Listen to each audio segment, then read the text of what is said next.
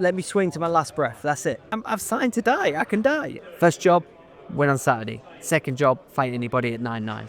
So you're a veteran of the sport, and you've been around. You're tried and tested. Sam seriously thinks that you're going to be his toughest fight to date by a country mile. With that experience, do you think that's going to be enough for you to take it on Saturday?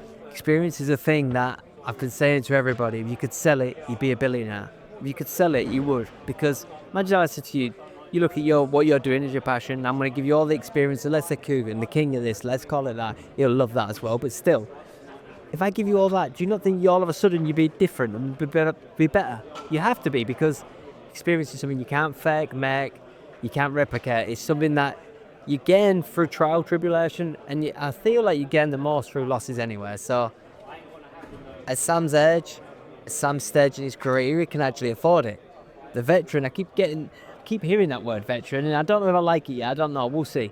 People's peak and prime is probably around about your age, so a lot of people would say it's in your favour. I think because boxing slowed down so much, I'm still annoyed that I had 50 fights. If I was here 50 fights and still fighting Sam Knox after 50 fights, I'd be thinking, well, what's he doing there? Because that's a number that's been coming to me recently. I keep thinking, that's a number I'd like. Is it realistic? Probably not. 50 fights, it's not realistic in these times. You're fighting once, twice, 3 times a year, if you're lucky. And this is going to be my 3rd fight in a calendar year. Now, I can't tell you the last time I've done that. And I've been a champion before, and it's very difficult. You seem to be fighting every... I didn't like that. I personally sat with Frank and told him, sat across from him, get me more fights, give me more fights. So still, this will be my 36. I'll be fighting away from being rounding out. Then when I get to 50, then I'll take the veteran tag. Until then, I'm still only biologically got the veteran energy. And in terms of over the next year, 2 years, do you still see yourself being world champion and getting to that highest of heights? Is that a legitimate thing that you're going to be pushing for? Are you still hungry for that title as you were when you started? I was just asked by a lady then, and she said about the fire. Nothing has put fucking logs under my ass than when he said, the winner of this, Frank said this, and I know Frank's a man of his word, the winner of this fight gets a big fight.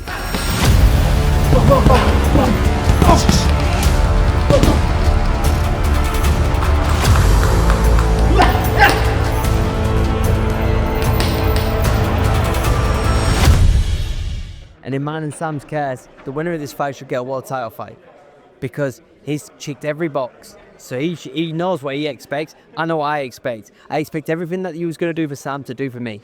That's what I expect. I expect that the winner of this should get a world title fight. Yeah, I do. And the slight difference between me and Sam might be someone you can, we don't want to go near a tank. We don't. No. Ryan Walsh will fight any of the world champions if I'm in the right position and I'm a lad. I would never say no to any fight. So, first job, win on Saturday. Second job, fight anybody at 9-9. Because this is a fight that, if the last fight didn't get me what I want, this fight will. So going into it, you are considered an underdog by many. If you pull the upset, on Saturday and you go into 2025 with one of these title shots, what names at lightweight would you want to fight? I know you said you'll fight anyone, but is there anyone in particular you would want to get in there with and beat? I wouldn't disrespect Sam by saying that I've even looked at him to care, because there's a part of me that hasn't. I haven't looked at anyone. I don't really care. My point in that statement was there is nobody I'd say no to. As long as the money's right, I'm a mercenary. As long as you're paying the right money, I'm there. And I'm there to win as well, always. I'm not there to go, thanks for the paycheck. No. I tell this to everybody, and I think Sam felt it when we talked to each other. If money didn't exist, I'd still be here.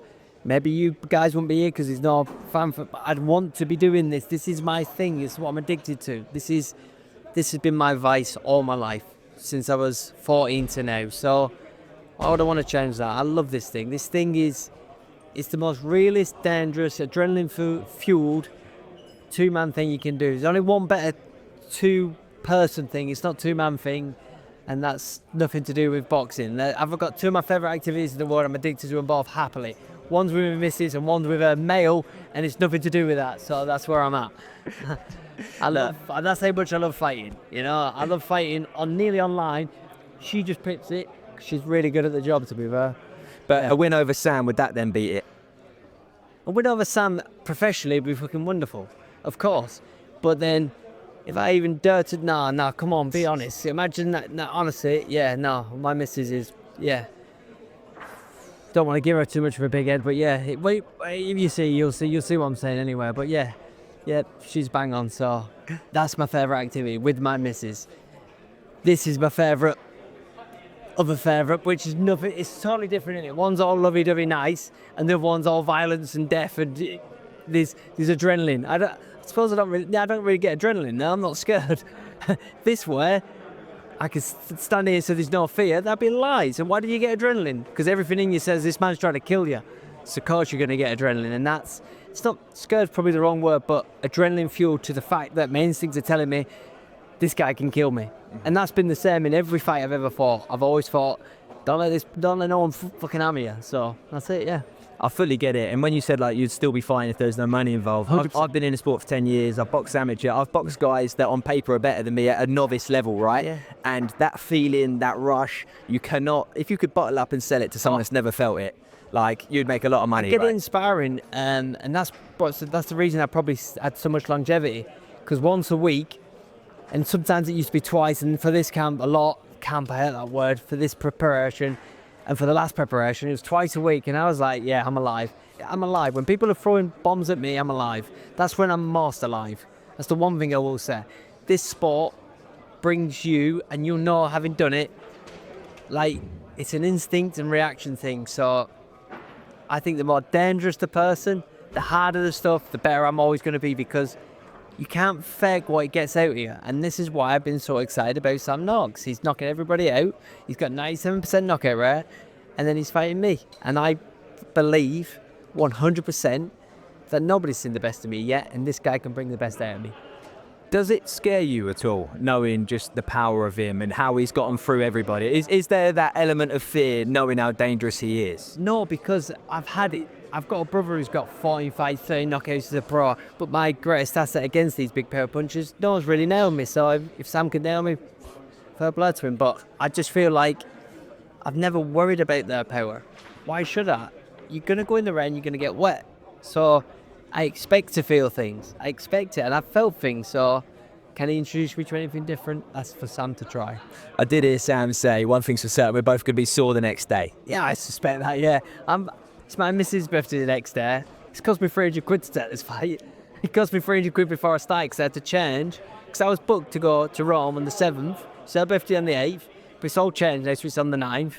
So yeah, I want to be walking around Rome as the fucking hardest man in Europe. Not as a fucking beat up version, but I reckon I will be tired, yeah. I think it should be a tiring, hard fight, and that's what I'm prepared for. That's what I'm always prepared for. So I heard you asking Frank at the presser for bonuses, knockout bonus, fight of the night bonus, all of that stuff. Quite well with the boys with me. There's 14 of us up there. It's Christmas, and it always works better. Give us an incentive. The UFC do it. I can't knock Frank at the wages today, and I'm happy with all that. But a bonus gives us as a fighter something in that last... the first time I ever got a bonus, it was a £5,000 bonus in the golden contract. Never had one in my life. And I've got my guy against the ropes, and I swear on anything holy, if you're religious, I swear on me. When I'm beating this guy, it flashed through my brain, this will pay for Disney, which it did. And I didn't stop punching, the referee jumped on him, and that thought come through my brain. So the promoters need to get onto this. They need to give us this incentive, because I'm not going to be the only one who's going to see that. It's like, it's such an incentive. It's a carrot for us. And I reacted very well to it. And I did again in the last fight when they said they was going to do a knockout bonus. So I was like, brilliant. I wanted the fight of the night bonus. I always wanted. That's what I wanted last time. I didn't ask for the knockout bonus, because that's one man. I think both men deserve it. I think when two men give it all, which he's going to do, and I know I'm going to do, we should get something for that. We should get an incentive to do that. There should be a performance bonus. And didn't like it quite well. I don't know what Sam's getting paid, but I liked him to jump on board with it. Because if he's going to do what I sense and feel he's going to do, he should want a little bit extra. Because we're going to give a bit extra. There's going to be 15, 10, 12 fights on that night. I expect us to be the best fight. So if we're going to be the best fight, give us a little bit extra. Why not? It's Christmas. And when you said if the ref gets involved, you're punching the ref, is that you saying that you want to just be toe-to-toe with Sam 100%. With no interference? I've been in that position where I've looked across for a ref in disgust. You're going to knock me out? No problem. I won't even know nothing about it. Fucking brilliant. I'll wake up to what happened. No problem. I can take that. What I can't take is another man even my corner, anybody trying to save me. I believe, let me swing to my last breath. That's it. Let me swing to my last breath. If you're good enough to, and I've felt that about my brothers, I've had it with my brother with Tank, and as elite as Tank and as good as he is, I still would have rather him got knocked out, not stopped by the ref, no what. I still hate that. It still pisses me off, because I know him better than anyone. And he weren't done. He's probably going to get done, but at least we can look at each other and say, well, bro, you got knocked out. He didn't, he got stopped on his fucking feet, and he probably was going to get knocked out, so no problem. That's all I hope. If I'm ever in that position, let me get knocked the fuck out. Because I signed something, and I said this to someone today, just said it to Ben. I have no illusions about boxing. I signed a contract, and it's a death contract. If you don't know that, it's the truth. That says that I can die in that ring from one punch, and I accepted that. So don't start telling me I can't take a bit of a fucking shellacking, I can't take a bit of pain. What are you on about? I've signed to die. I can die. I said to my mum before every fight, I said, Mum, if I did die, I'd die doing something I love. What bonus is that? Imagine that. No one says you know what, you're going to die, but you're going to die doing something you love. Yes, please, thank you, sir. I'll walk straight in that line. Or you're going to die ill in a bed and struggling of a disease. And no, thank you. Let me die doing something I love. And I've always signed that contract knowing this.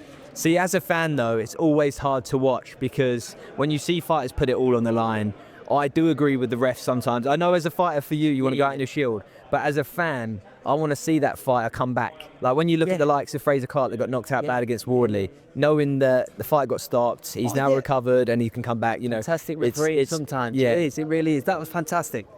You know, if you're rendered to the point where you can't defend yourself, fair play. Did you see his face? That indent on his face was phenomenal. I've known Fabio a long time, and I can only salute. You know, I had him to win. I thought he'd win. I think he's got really good, elusive. He's growing all the time. Really good talk. Really good for the sport. Fabio Waters really good for the sport. I like him a lot. Like he's done him. He broke his jaw clean, and he still tried to get up. And you saw the heart. of Clark. He tried getting up, even though you saw his jaw broken. In things like that, I suppose in that instance, maybe. Basically, if the referee's going to do what he's going to do. Not even to me, but to anyone. Do it in a position where the fighter can't even complain. That's it. If I've got breath to complain, you've made a bad decision.